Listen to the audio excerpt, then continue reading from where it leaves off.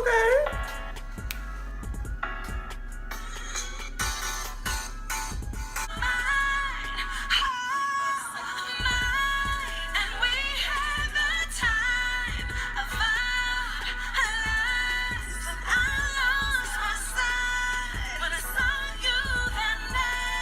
Hello everybody, this is Julian James and welcome back to the Julian James Show for another exciting week. Today we're coming out on a Friday because I'm just having the best Friday. It's a good Friday, it's a great Friday, it's probably the best Friday, and here's why. So yesterday I sat down in the chair and I was filming an entire video about why I personally believe that Kris Jenner is a bad bitch. But literally in the middle of editing the video, I'm on Twitter and I see that How to Get Away with Murder comes on last night. I didn't know How to Get Away with Murder was coming back. When I saw How to Get Away with Murder was coming back, I didn't grab no shoes or nothing, Jesus. I just ran, honey. I ran for my life in front of my TV and let Shonda Rhimes give me what she wanted to, and child, did she ever. I have loved Shonda Rhimes forever. I think I've loved Shonda Rhimes since I was a freshman in high school. My ex-best friend and my mom put me on the Scandal, and I read Year of Yes. Like, I love Shonda. I think she's everything. I never too much watched Grey's Anatomy, basically because it's been on my whole life, and when I was a kid, it was for the adults, and by the time I was an adult, it just looked like a bunch of white nonsense. Here's the thing about Grey's Anatomy, it kind of gives me like Orange is the New Black. Like, it's marketed as this really white mayonnaise show, but every time I tune in, it's a bunch of Negro lesbians crying about something. Oh, we're like 18 seasons in, I don't want to know, but that's not what this is about. We are here to give God glory for the beauty that is Viola Davis. I might title this episode Viola Davis and Cicely Tyson Appreciation Week, because them women deserve goodness, the flawless execution, the acting, the years in the industry. When will your girl? I'm excited. I get really passionate when I just think about literally Cicely Tyson and Viola Davis are everything. Viola Davis literally invented acting. As long as this show has been on YouTube, I have been standing for Viola Davis. I've literally loved Cicely Tyson my entire black life. And them two Negro wenches got up on that Shondaland stage and they acted. Oh my God. Season opens up with Lyral. I guess she's like talking to her dad or whatever, and he came to visit her on campus, and she tells him that she's pregnant, or I guess that she was pregnant, and he's like, oh, you know, like, why didn't you tell me, blah, blah, blah, and she's like, well, I had an abortion, and I'm like, she lying.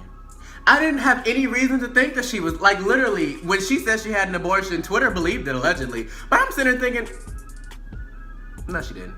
I know a lying white woman when I see one, and that one was lying. That's how she got her name, Lyral. I ain't trusted Laurel since she stole Michaela's ring in the first season. I ain't trusted her since. I don't know who that baby daddy is. I doubt it's Wes. Really excited. One, when I saw that Cicely Tyson was in the credits, but I got really excited when Annalise is flying to Memphis with this old black man trying to spit game. I mean, she was for it, because it's like, you know, I can't have Sam, I can't have Nick, I can't have, you know, Jean Grey. I may as well do something with my Thursday afternoon. Like, shoot, I may as well have some sort of fun. And that makes sense. So, of course, they're talking about, you know, like, while she's in Memphis, what's going on back in Pennsylvania. And, of course, all the law kids are doing whatever. Oliver's boyfriend still doesn't want to get married for whatever reason. You know, Michaela and Asher are still doing that, which is literally the grossest thing ever. Laurel's still lying to everybody. And honestly, it was just a really good, like, okay, build up. Like, the same thing goes for Frank and Bonnie. Like, we kind of got to see where they're at. Why everyone just forgives Frank for everything? I call him Mike Delfino's cousin, because I really feel like he is. I feel like Mark Cherry and Shonda Rhimes are in cahoots with that. But why does everybody keep forgiving Mike Delfino's cousin? And for once again, the Shondaland writers, they just did it flawlessly. Like, it was beautiful. So here's the thing, I don't want to give away too many spoilers because it is Friday, not everyone has seen it yet, even though if you weren't in front of your TV when God said, I don't know what you're doing wrong with your life, but I'm gonna give people a moment to catch up. And honestly, I don't want to like spoil the show for anyone. I didn't do that with my, Kardashian reviews or even my award show reviews. I have nothing but good things to say about the episode. It was literally just perfect. I love Shonda Rhimes. I'm literally so excited that the show is coming back. And it's gonna be good. When Annalise's wig is all the way secured on the first episode, it's going down. Annalise Keating got a new wig. Bonnie got a new wig. Connor got a new wig. Michaela got a new wig. Laurel got a new wig. The budget is here. I'm so excited. We are about to witness some next level type stuff. And I literally light up when I think about Viola Davis. I literally tip my hat to you. And I tip my hat to you, Cicely, Tyson. I literally don't want you to ever go anywhere. We need to figure out a way to keep her alive. Screw universal health care. I don't care about none of that. Keep Cicely Tyson alive until I get into the grave. I don't care. I'm not ready for it. I won't be able to handle it. But today's show really wasn't supposed to be about how to get away with murder. I just sat in front of my phone and the Lord put that on my spirit. True story. What I really wanted to talk about was this week has just been really long, and so I just have a few things to say in no particular order. Give me one moment. So just to start it off, y'all's president sucks. But that is the universal message. All the men in the NFL, I don't respect the kneel because it was ill-intended. You've let them gentrify it, so I don't care. Kris Jenner is an evil genius. Now, she is a baddie. I know that, this is about us. But she really did that. The fact that Kylie Jenner is allegedly pregnant, Khloe Kardashian is allegedly pregnant, and Kim Kardashian is absolutely due in the beginning of the year. Honey, that show ain't going nowhere. And I just set a bet with one of my really good friends. Actually, he was on the show before, about whether or not they'll be popping in 5 years. I'm like, oh yeah, they are still gonna be here in 5 years. I mean, I wouldn't be surprised either way, but they're gonna be here in 5 years.